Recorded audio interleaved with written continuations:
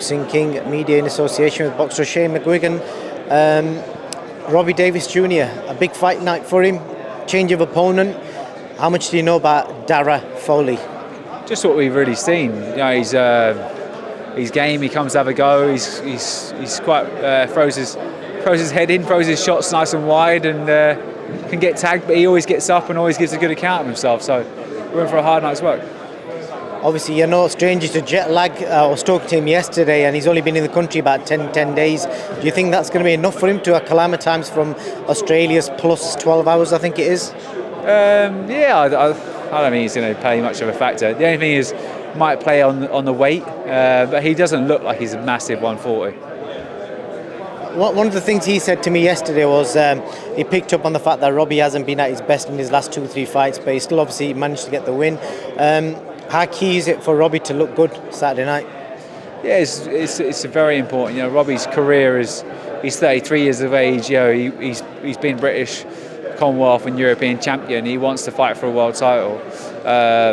You know, every fight now is, as he said yesterday, Robbie himself, every fight he has to take it as a world title fight. You know, we were scheduled to box Liam Parrow, who's number 2 in the world, so that was going to give us a platform, at least a chance to, if we beat him, then go on and box Teofimo Lopez if Josh Taylor vacated, or the winner of that fight. So that's the goal. That's the main aim. It's not looking back from now on. It's just moving forward and making sure that he maximises potential and his time window.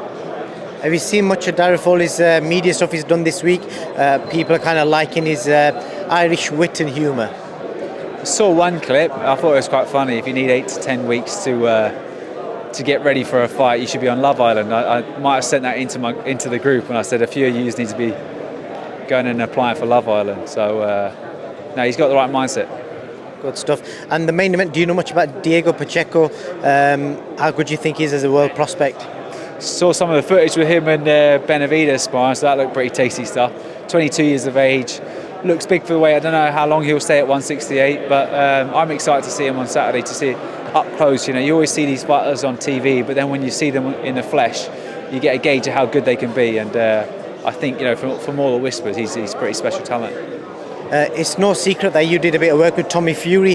What did you think of his performance, and did you feel he was a rightful winner? Of course he was a rightful winner. You know, I said, Joe, fundamentals is what wins the fight, and I think that's what the outcome was. You know, whether it was me coaching him doing it or his dad or anyone, it's just move your feet, offset him. Jake Paul leaves his leg behind him, he throws big wide punches. He relies on his power, and it was tactically a very easy fight to get right, and he got clipped once or twice and he held up well, and that was always going to be the issue, is how well does he take a shot, and yeah, he seemed to take them quite well. Do you think Jake gets a bit of respect for hanging in there and showing that he could compete with a professional fighter for 8 rounds? Yeah, but I mean, like, it's not what he's about, is it? He's been calling out people like Canelo and stuff. He's been disrespectful to the sport, so whatever credit you could give him, it's kiboshed with the way he goes about himself. I want to also ask you about Conor Benn's interview with Piersmorgan. Did you watch it? No. So, have you seen any clips from the interview at all? I actually haven't. No. I've staying away from that. Just as an outsider, you've always seen the defence Conor's put up, the fact that he's saying the tubes were tested more than 3 times before they found a positive finding. Does that worry you as a trainer, that because there doesn't appear to be any clarity about how things are getting tested and whether we can take that test as a genuine result? Not really, no, because I've had fighters in this business for a long time and no one's failed a drugs test. So until an adverse finding comes about with one of my fighters, I won't worry until that happens. Conor's obviously come out and said that he wants the biggest fight, the biggest challenge straight away, so he can show the fans that he's still good as people think he is. Do you think Manny Pacquiao is the person that he should be fighting next? No. He's inactive. His best days are way behind him. I think he should box Ugas. I had Josh Taylor out sparring Ugas. He dropped him in the gym. I don't think he's got the best chin. I think it'd be perfect style. He's put up some good fights, Ugas, of late against, you know, some of the best welterweights in the world. And if you do a good job on him, that would be a huge statement. I think he's there to be taken.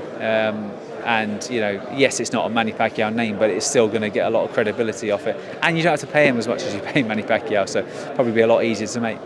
Javonte Davis, Ryan Garcia got made yesterday. We saw the views on the press conference were well over 500,000. It's been a while since we've seen a fight draw that kind of attention. You excited for it? And just an early rough prediction from you. I think it's a great fight, and I am actually genuinely really excited. There's not many fights that get me excited about boxing anymore, being around it so long. So, you know, definitely that's one that I'm really excited about, because Robert Garcia said it. A lot of other people. Eddie Reynoso said the same thing. Like, he has serious power, and I've seen it up close. I heard those punches landing on the side of Luke Campbell's head and body and stuff like that. And he said he's like a proper world-class puncher.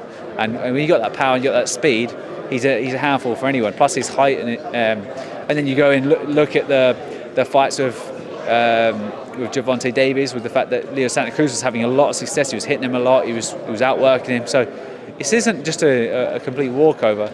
I still lean towards Javonte Davis, but I think, you know, if Ryan Garcia can get himself mentally prepared, go in there believing he can win it, and you know, it's a genuine proper fight, and I think it's great for boxing. It's great that it's on 2 platforms as well.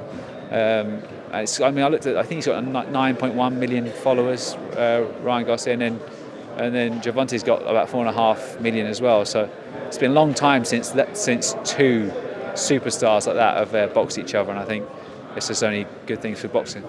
Definitely agree with you. From that to one last thing, tag team boxing. Did you watch it? What do you make of it? What is that? Did you watch it? The Misfits show? No, I don't watch that stuff. No. On that note, Shane Mcguigan, appreciate your time. Thank you. Cheers. Thanks, mate.